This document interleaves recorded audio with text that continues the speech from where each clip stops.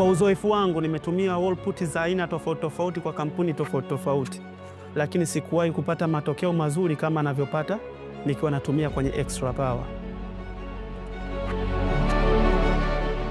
Hivyo basi nilimshauri mteja kwamba katika wall put zote Extra Power ndiyo beta zaidi, na kweli alikubali. Tukaleta mzigo, tukafanyia kazi kwenye jengo letu, na matokeo yake nafikiri tunaona jengo limependeza, linaonekana liko vizuri kabisa. Ya yote haya ni matokeo ya Extra Power.